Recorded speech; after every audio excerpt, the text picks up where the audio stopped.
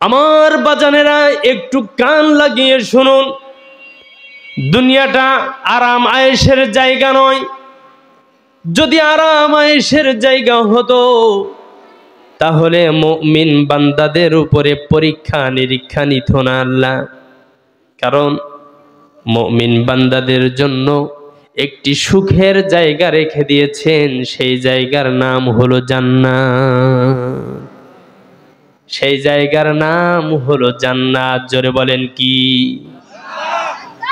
নবীজি মুহাম্মদ সাল্লাল্লাহু আলাইহি ওয়াসাল্লাম বলছেন, আমার উম্মতের মধ্যে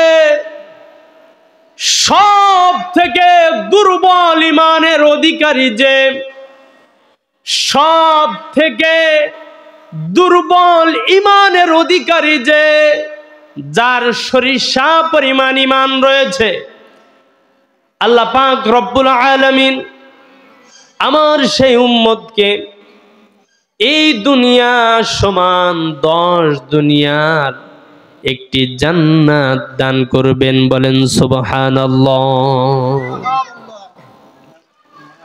এই দুনিয়ার সমান 10টা দুনিয়া পরিমাণ একটি জান্নাত দান করবেন, যে নাকি সব থেকে কম ঈমানের অধিকারী হবে।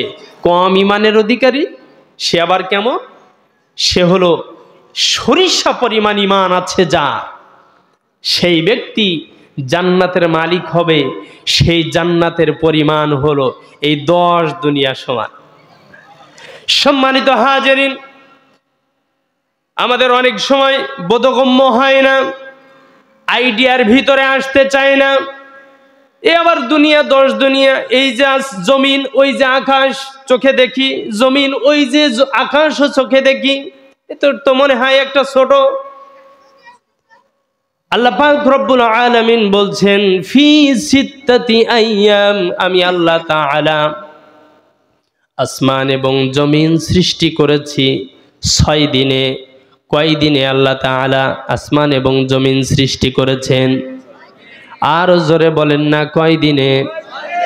6 দিনে আল্লাহ তাআলা জমিন আসমান সব কিছু সৃষ্টি করেছেন। এরপরে আল্লাহ পাক রব্বুল আলামিন যত কুল কায়নাত রয়েছে, যত রকমের সৃষ্টি রয়েছে, সব সৃষ্টিগুলো আল্লাহ তাআলা তৈরি করেছেন, সৃষ্টি করেছেন 6 দিনে। এরপরে আল্লাহ তাআলা আরশে আজিমের উপরে সমাসীন হয়েছেন। আমরা নবীজি সাল্লাল্লাহু আলাইহি ওয়াসাল্লামের হাদিসের মাধ্যমে জানতে পারলাম আল্লাহ তাআলা যে আরশে আজিমের উপরে বসে আছেন, সে আরশে আজিমটা কোথায়? সাহাবী এসে জিজ্ঞাসা করেছে, ইয়া রাসূলুল্লাহ, আল্লাহ তাআলার পরিচিতি, আল্লাহ তাআলা কোথায় আছে তার একটু বিবরণী শুনতে চাই।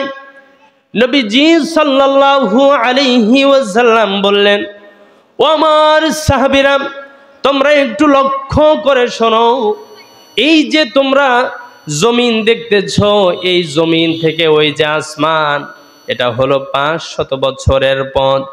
আবার প্রথম আসমান থেকে দ্বিতীয় আসমান 500 বছরের পথ।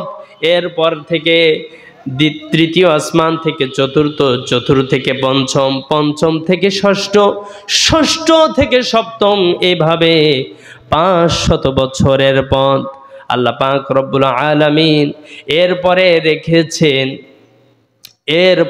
রেখেছেন আল্লাহ তাআলা, এরপরে রেখেছেন আল্লাহ তাআলা কুরসি। সম্মানিত হাজিরিন, এর কুরসির উপরে আল্লাহ তাআলা রেখেছেন একটা নদী, একটা বৃহৎ একটা পানির দরিয়া। এই দরিয়ার উপরে আল্লাহ তাআলার আসন আরশ, সেই আরশের উপরে থেকেই আল্লাহ তাআলা সব কিছু নিয়ন্ত্রণ করেন। আল্লাহ তাআলা সব কিছু দেখেন এবং জানেন। সম্মানিত হাজিরিন, আল্লাহ পাক রব্বুল আলামিন বান্দার জন্য এত কিছু সৃষ্টি করেছেন। আল্লাহ তাআলা এমনি ছেড়ে দিলেই তো পারতেন, কিন্তু ছাড়েন নাই। আল্লাহ আরশে আজিমের উপরে বসে বসে সব কিছু নিয়ন্ত্রণ করেছেন। এরপরে আল্লাহ তাআলা রাত সৃষ্টি করলো, দিন সৃষ্টি করলো। আল্লাহ তাআলা সূর্য সৃষ্টি করলো, তারকারাজি সৃষ্টি করলো, চন্দ্র সৃষ্টি করলো। এরপরে আল্লাহ তাআলা বলছেন আলা লাহুল খালকু ওয়াল আমর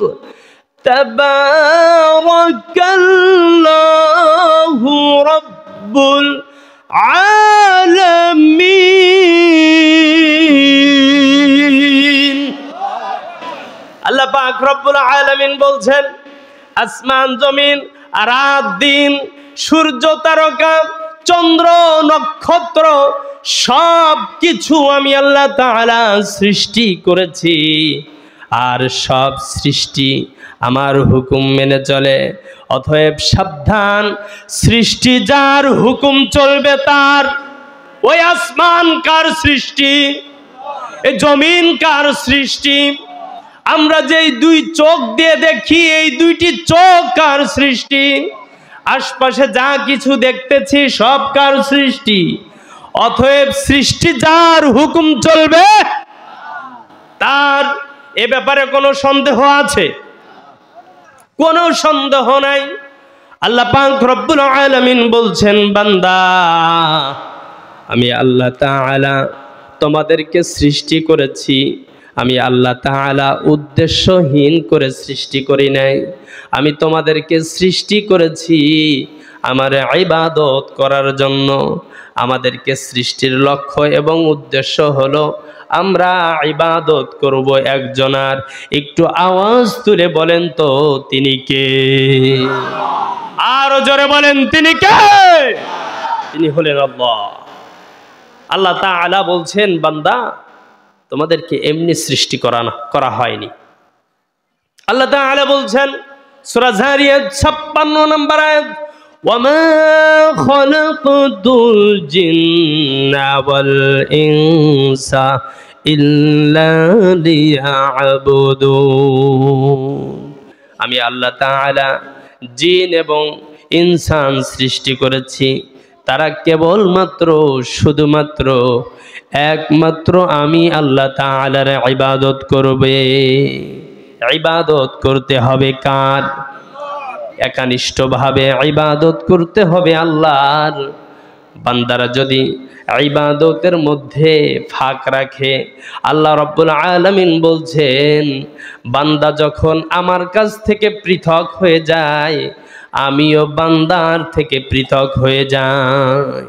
নবীজি সাল্লাল্লাহু আলাইহি ওয়াসাল্লাম বলছেন বান্দা যতক্ষণ পর্যন্ত আল্লাহর ইবাদতে মগ্ন থাকে ততক্ষণ পর্যন্ত আল্লাহ তাআলা তার কুদরতি দৃষ্টি সেই বান্দার উপরে রাখে। বলেন সুবহানাল্লাহ।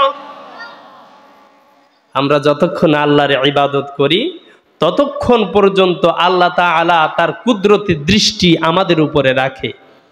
আমরা ইবাদত করছি কার? আমরা আমাদের অন্তরে হাত দিলেই বুঝতে পারবো ইবাদত কি একনিষ্ঠভাবে আল্লাহর হচ্ছে